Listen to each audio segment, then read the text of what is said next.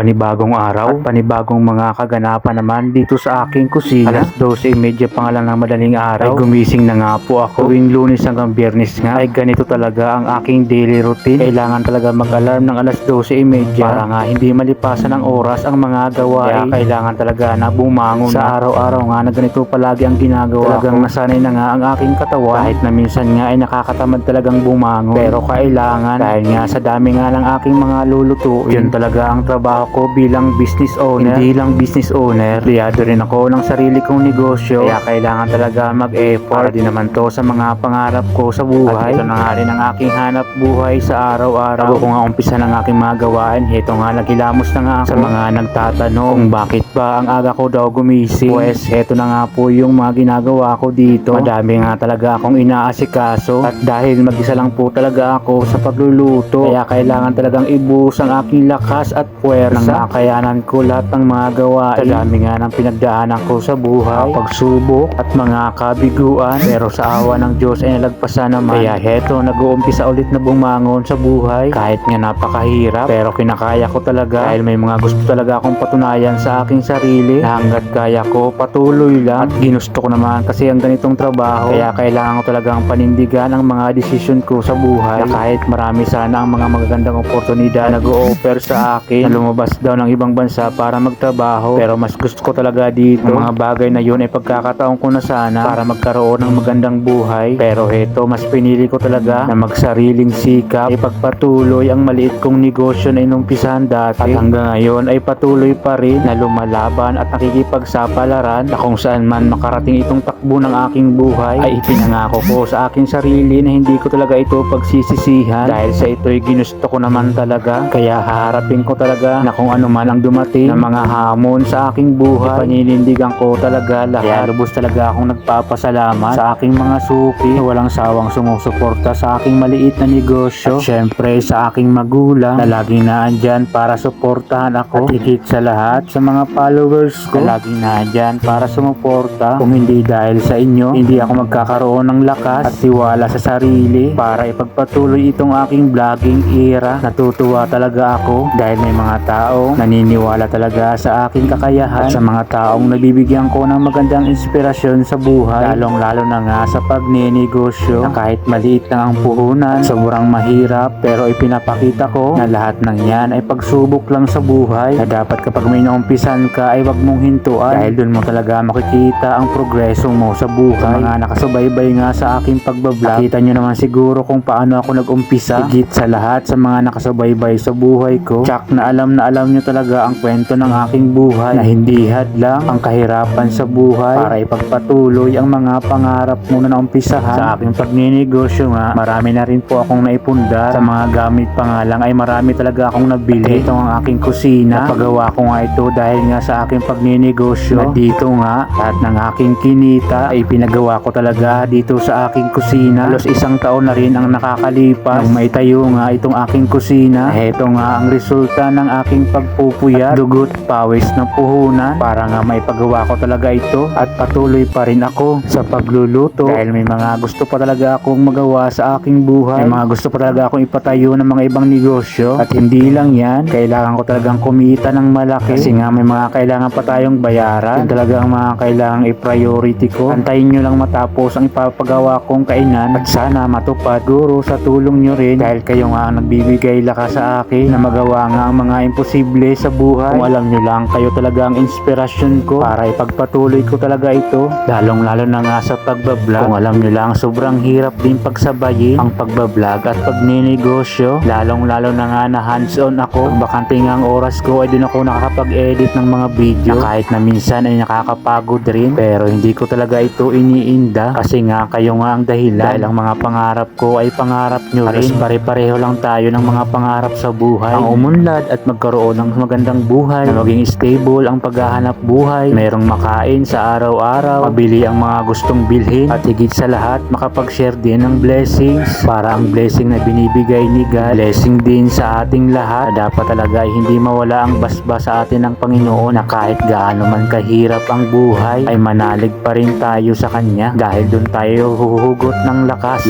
ng loob at lakas ng katawan, tiwala sa sarili at tiwala sa iba, pagmamahal sa sarili at pagmamahal pagmamahal sa iba. Dahil kung walang Diyos sa puso mo, ay hindi magkakaroon ng kapayapaan sa isip at buhay mo. Kaya maniwala lang tayo parati. Ito na pala ang day 45 ko dito sa aking kusina. Sa dami nga ng aking niluto, aakalain nyo talaga na hindi ko kakayanin to lahat. Pero kinakaya ko talaga ito. Pagsasabay ko pa nga ang pagbablog at pagninegosyo. Sa mga followers ko pala or sa mga hindi pa nga nakapalo sa akin, tulungan nyo naman ako sa araw-araw kong mga pinupost na vlog. Dahil sa simpleng pag-react nyo at pag-share nyo sa aking mga video ay malaking tulong na po yan. Dahil kapag kumita naman itong aking pagbablog, ipapamahagi ko naman ito sa inyo, lalong-lalo na nga sa mga senior citizen. Pag kumita ang pagbablog ko, mamimili talaga ako ng mga bigas, ibabahagi ko rin ito sa inyo. Yun din talaga ang isa sa mga goal ko sa buhay. Hindi naman ako naghahangad na yumaman talaga. Ang hangad ko lang talaga ay makasurvive sa mga pagsubok ko sa buhay. Kasama ko kayo dun, sabay-sabay tayo mga bossing. Ika nga sa motto natin ay walang iwan. Kaya lubos talaga akong nagpapasalamat sa inyong lahat. Nawawala ng pag-asa dyan sa buhay, patuloy lang po tayo. Susuko, laban lang. Huwag kalimutan mag-follow,